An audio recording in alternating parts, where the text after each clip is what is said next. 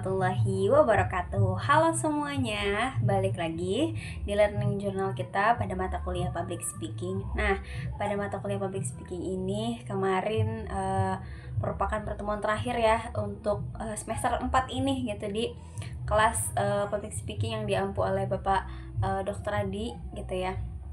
Dimana memang kelas public speaking ini kelas yang sangat amat luar biasa gitu, dan sayang sekali harus berpisah gitu, bukan berpisah sementara ibaratnya.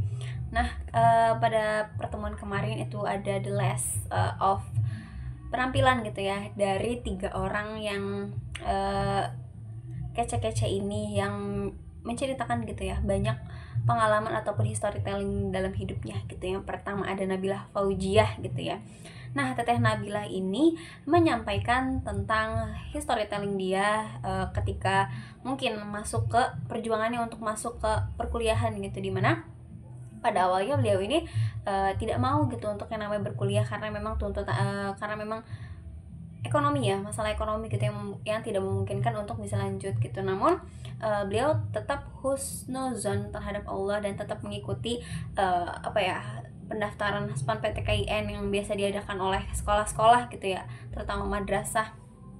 Nah, dia ikut mendaftar, namun dia seperti keterima ya udah, enggak ya nggak apa-apa gitu. Jadi ketika beliau akhirnya daftar, kemudian tidak lama dapat pengumuman bahwa memang keterima gitu ya. Nah, setelah penerimanya ini Teteh Nabila meyakinkan dirinya serta orang tuanya, meskipun sempat dapat pertentangan dari orang tuanya tentang mengenai biaya segala macam gitu. Namun Teh Nabila meyakinkannya lagi kepada orang tuanya bahwa perkuliahan ini tuh tidak hanya sekedar biayanya yang mahal, tapi juga ada beasiswanya kok, tenang gitu. Dan kemudian beliau mendaftarkan diri gitu ya ke beasiswa kuliah gitu, dan kemudian alhamdulillahnya berhasil mendapatkannya. Nah, makanya Teteh Nabila ini masih bisa lanjut gitu untuk berkuliah pada saat ini gitu, sampai semester 4 ini gitu. Nah, itu juga merupakan suatu ini kita ya, pelajaran juga untuk kita bahwa memang ketika kita menginginkan sesuatu gitu tuh, kita harus berikhtiar, kemudian kita berusaha gitu,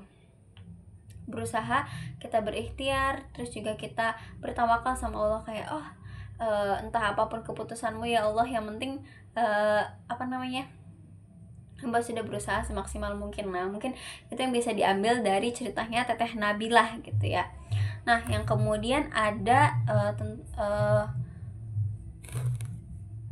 nah, yang selanjutnya yaitu ada penampilan dari Kang Fatan ya. Nah, Kang Fatan ini menyampaikan tentang ilmu gitu, bahwa memang ilmu ini adalah sesuatu hal yang sangat penting gitu ya, terutama untuk kehidupan masa depan kita nantinya gitu. Kurang lebihnya mungkin menyampaikan tentang manfaat ilmu gitu ya, dan juga ilmu apa aja sih yang harus kita bisa gitu ya. Dan juga ada sedikit tentang diskusi dari tentang ilmu ini gitu.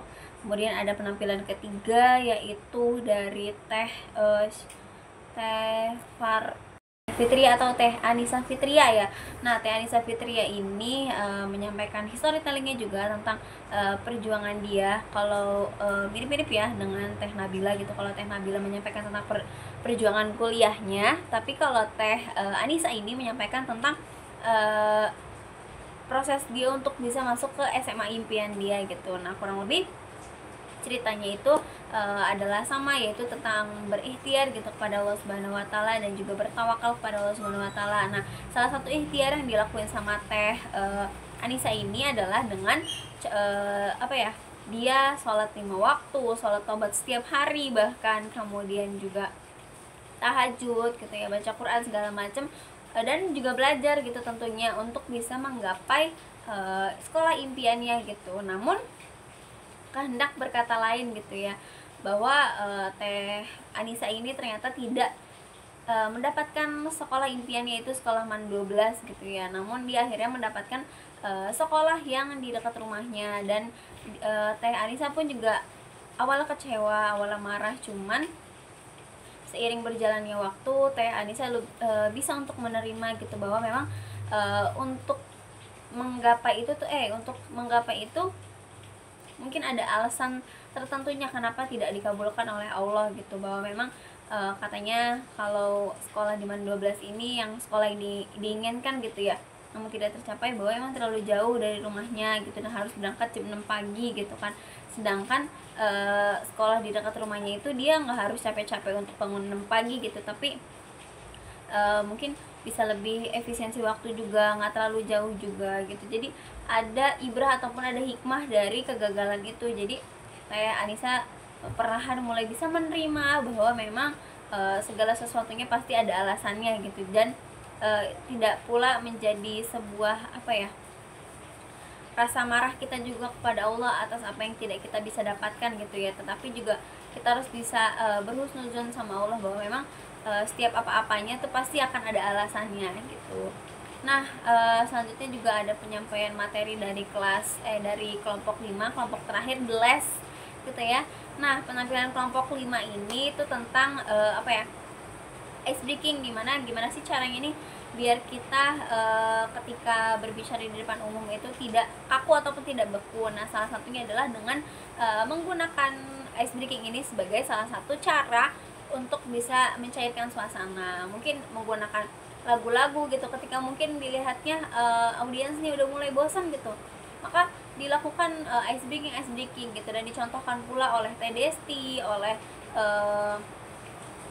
Kang Adnan gitu ya, Teh Yuni gitu, untuk bagaimana sih cara ice breaking gitu, mencakup lagu-lagu. Mungkin kita bisa menggunakan lagu-lagu untuk bisa membuat ice breaking gitu. Kemudian mungkin kita bisa dengan tepuk-tepuk gitu ya. Nah, itu juga banyak gitu ya cara untuk bisa ice breaking, dari segi aspek apapun itu bisa dijadikan ice breaking. Nah, mungkin itu saja yang bisa saya sampaikan, kurang dan lebihnya mohon maaf. Wassalamualaikum warahmatullahi wabarakatuh.